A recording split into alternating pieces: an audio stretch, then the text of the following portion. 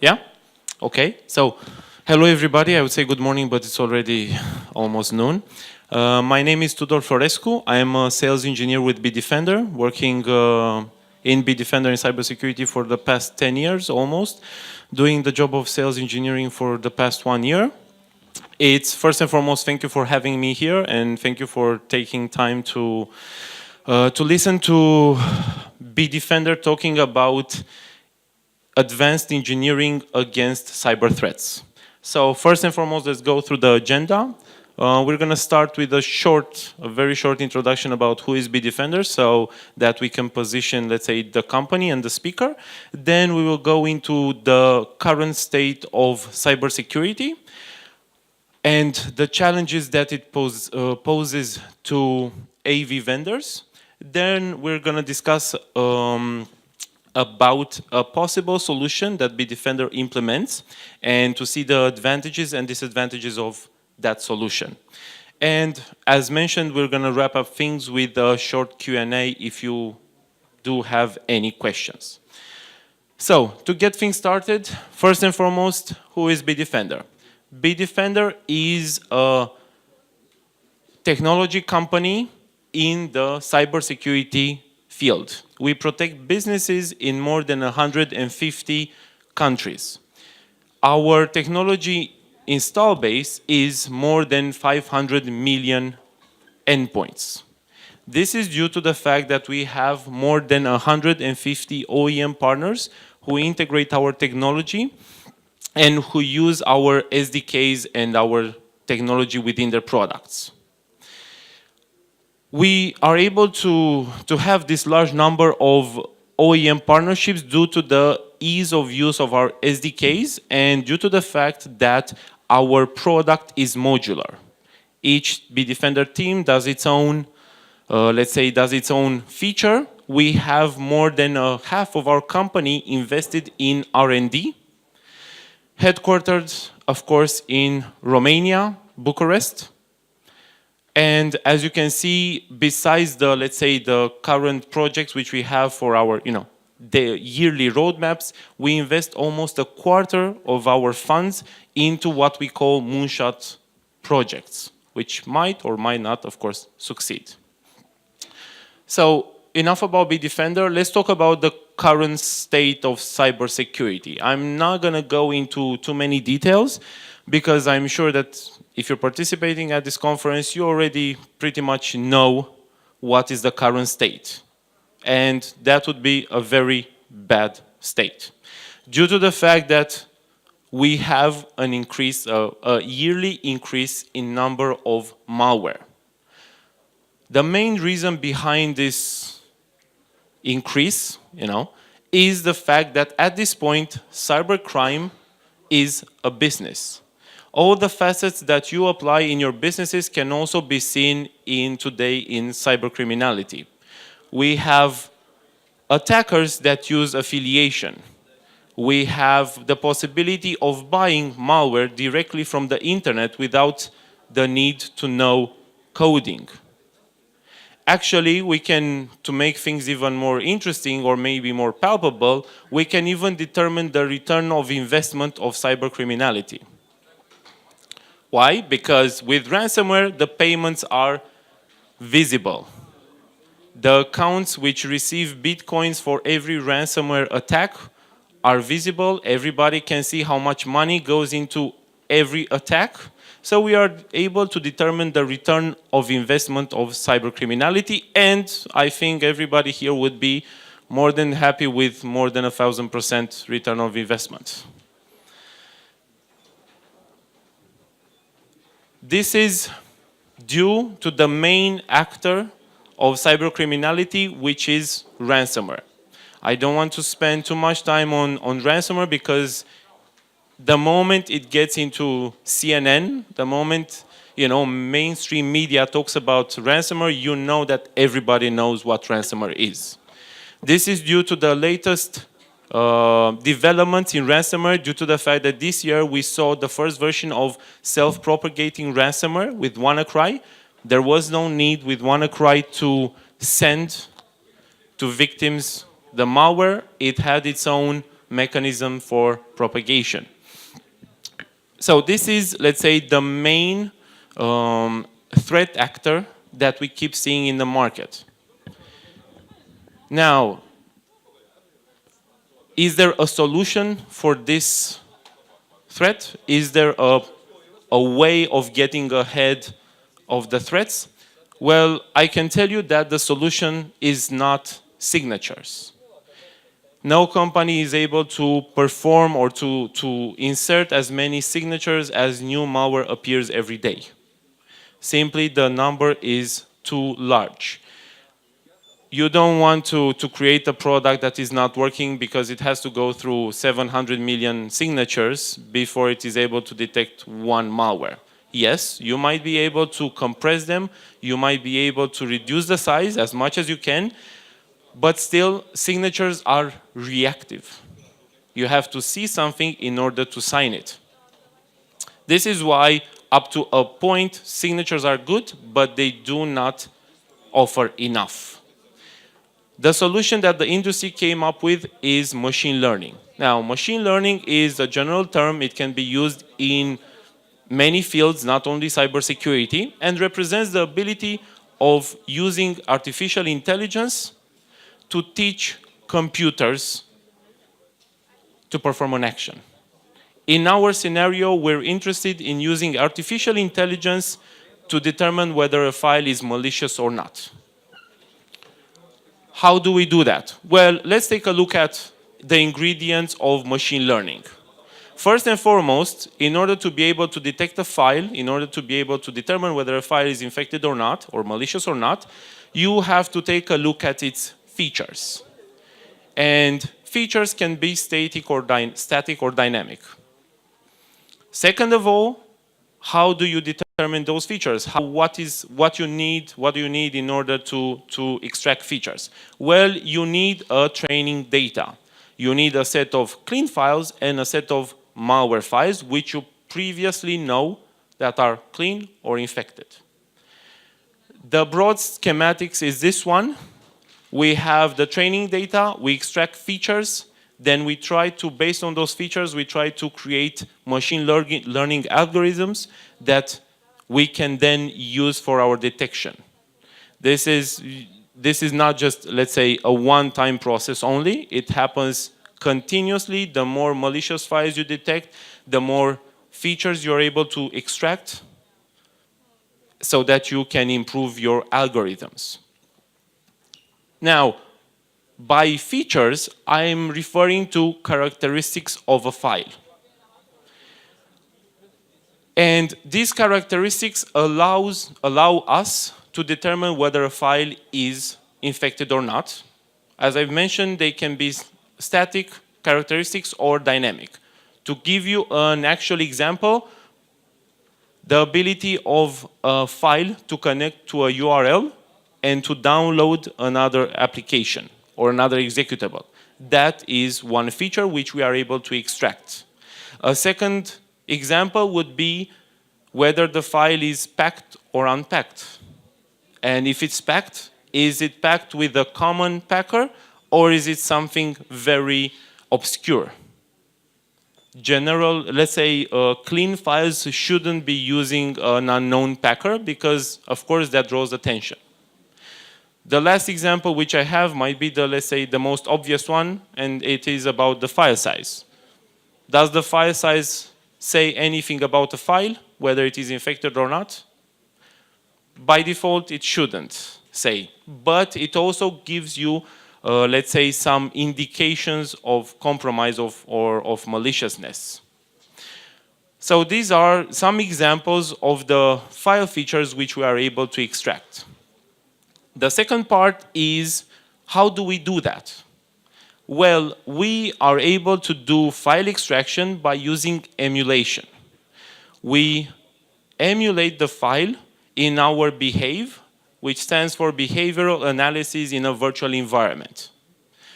I said emulation and not execution, because we do not execute the file in a virtual environment. We emulate it, meaning that we take the instructions it has and we try to run them in a virtual environment. We do it in a virtual environment so that the machine is safe. In case things go wrong, we do not infect by accident the customer's machine. We have been doing this, maybe it might be a surprise or maybe it might not be. We've been doing this for the past 5 years. The technology is patented with 2 patents back in 2012 and 2013. We are among the first companies to do this, although, let's say, we are not very good in marketing this. So this is how we do extractions of features. So to take a look at the schematics again, we need to have a clean set of data and a malicious set of data. We extract features from that data, and we create algorithms to improve our detection. The next part is the training data relevant or not? Is it important if you take features from, let's say, 10,000 files, or if you take features from 1 billion files? It is much more important how let's say, the number of files you have, and also how varied they are. So the 3 key elements of training data are whether the files are fresh, whether they're varied, and also whether they're representative. First and foremost, you need fresh samples in order to detect zero-day malware. Yeah? If you don't have fresh data, then you'll be able to detect yesterday's threats. And nobody wants that. Everybody wants zero-day protection. That is why you need to have relevant, fresh data. Second of all, you need to have varied information about varied malware so that you can detect all types of malware and all families of malware, not just one. So here it is important that you have a geographical spread of data. You might have more data from one country, and it might help you for that country. But if you don't have geographically spread data, it's not good. The last characteristic is whether you have representative data for certain families of malware. You might be detecting ransomware, but you might not be detecting Trojans. And then again, that's not good. You're failing at your job. We are able to have the largest set of training data due to our partnerships. We gather information and data from all our more than 150 OEM partners and introduce them in our machine learning algorithms. As I've said, this is relevant because it gives us variety. What are the results? Well, the results are, to put it in actual terms, the results are the fact that we are able, Bitdefender is able to determine more than 75,000 machine learning algorithms, which we are able to use at this point in order to increase our detection, in order to complement our malware signatures. And when it comes to the set of features which we are able to extract, we are able at this point to reach almost 40,000 sets of features which we can take from a file. But in the same time, even if there are advantages to machine learning, there are also some disadvantages, and we need to be aware of that. The first disadvantage of machine learning relies in the technology itself. If the algorithms are not strict enough, then you're not catching enough malware. If the algorithms are too strict, then you're going to have false positives. And then again, that's not something that we want. And the third one comes in the form of resource consumption. There are certain algorithms which can be applied locally, but there are certain algorithms which will force the user to throw the laptop off the window because it won't work anymore. That is why we divide our algorithms. Some are local, some are in our cloud. because we need to take into consideration the resource consumption on the endpoint. The second limitation which we have for machine learning is with fileless attacks.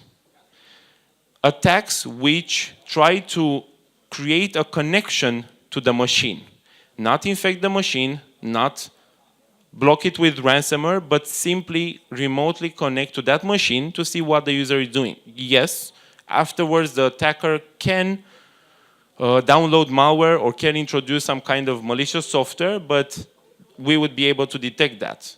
The threat is when they're simply monitoring what the user is doing. They're simply mapping the environment in order to see what's the next step.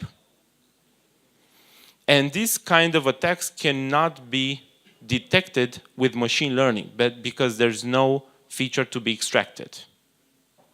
There was actually an interesting paper which was presented this year at RSA with some researchers using machine learning to try to beat an AV vendor, to try to use it against itself. And it worked, actually. In theory, at least it works, because if you have enough information about how the industry reacts to threats, you are able to use machine learning against itself. But besides these technical limitations, the biggest limitation which we believe machine learning has is the fact that it is just one layer. Would you put all your eggs into one basket? Would you invest all your money into just one stock option? You don't have to answer to that. Hopefully, you're diversifying your investments. And even if machine learning is the future, even if it complements everything that we are able to achieve with our malware signatures, we do not believe it is enough. It complements what we have, but it's just one layer. That is why in the Bitdefender products, we have several layers of detection and protection. And we start with the hardening part. Yeah? We are able to block devices so that the threat never reaches the computer. We are able to have application control so that the environment is secured, and unless you allow an application, it doesn't run. We also have web control because it's easier to catch a phishing directly on the internet, or if you already have information about the URL, why see what is downloading it? Yeah? We're not that curious. Also, besides that, malware signatures are good. As I said, they're good up to one point. They do their job, just like the police department still use fingerprints to catch criminals. They're good, but they do not provide enough for zero-day threats. Besides that, we have, of course, machine learning models locally and in the cloud, but also we focus on post-execution. Threat actors and cybercriminals have understood how security works, and they understand that by simply putting a timer in their code, they are able to bypass any kind of pre-execution detection because they're downloading something after 2 hours. This is why in Bitdefender we allow a software to run if we do not see any indicators of compromise, but we still keep an eye on it and we inject our drivers into it to make sure that we are constantly monitoring. Of course, you have to take some actions based on what you have, and at this point, one of the focuses which we're let's say, heavily investing in is on the EDR part, endpoint detection and remediation, because we understand that some customers are interested in also having visibility over what is going on in their systems. So to wrap things up, using machine learning algorithms, we are able to detect zero-day threats due to the fact that we've been doing this for the past 5 years. And we are able to extract more features from the largest set of training data anybody has. but we do not believe that is enough. It is complementary, and it shouldn't be the single layer. So whenever an AV vendor comes and tries to sell machine learning as the magic solution, my advice would be not to believe them. My advice would be to discuss about the advantages and disadvantages and see if they're able to position machine learning properly. Thank you. Do you have, sorry, do you have any questions? Yes.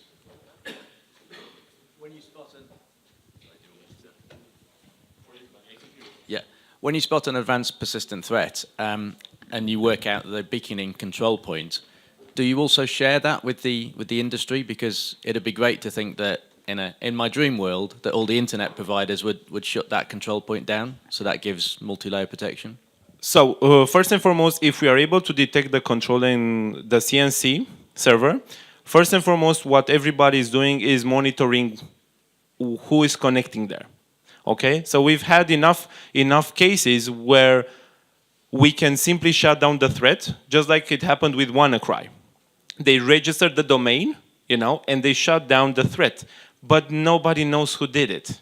So there is always the question, what are you trying to do first? Protect customers so that nobody gets infected anymore, or are you trying to find out who is doing the attack?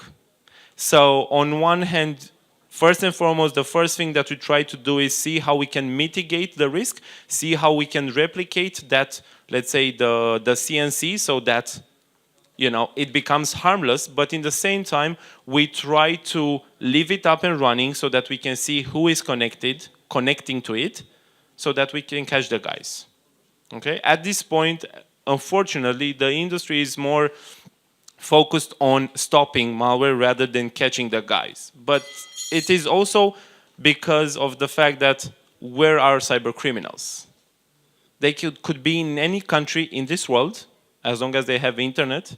They could be anywhere. So unfortunately, there's no planet police who has jurisdiction in all countries so that they could, arrest everybody. Did that answer your question? Well, I guess so, but it allows me to ask a follow-on question, which is, I was going to say, isn't that a decision for law enforcement? Because if I'm in your position and I knowingly allow an attack to continue, but I know that I could stop it, that's quite a tough moral place to be in, isn't it? Ethical question. Well, the idea is that the good thing is that Bitdefender researchers are part of Europol and part of Interpol, so the main threats we discover go also directly to them. So maybe you've heard of the takedowns of AlphaBay and of the dark web pages of the marketplaces. With one of them, we directly worked with Interpol to do that. Thank you. Thank you for the question. Any other questions? Let me try to switch mics. Yeah, I just wanted to comment on the last question that actually these actions are happening on both ends. So they're, let's say, the security software vendors are actively kind of pursuing and taking down the kind of control centers as well. But it's a very lengthy process because usually they're residing in the countries where, sometimes the government doesn't want to have them taken down. So it's a kind of tough legal and technical battle on both. Yeah, you're totally right. Sorry, you're totally right, and that's why I say it's a matter of jurisdiction as well. Okay, it's something that we've noticed, that who has jurisdiction. Well, let's say Europe is one thing, US is the same, let's say, But if we're talking about countries in Asia or Africa, it's very complicated to get jurisdiction there and be able to take down servers. I guess to come back to that.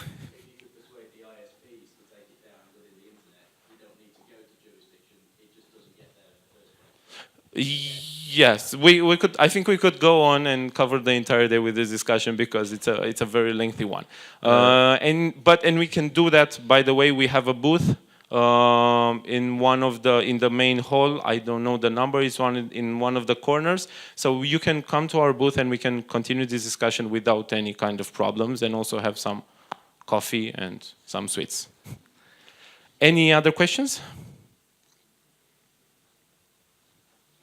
If not, I want to thank you for your time and thank you for allowing me to discuss about Bitdefender and our machine learning algorithms. And again, if you're interested in continuing this discussion and maybe to see a demo of the product, please visit us at our booth in the main hall. Thank you.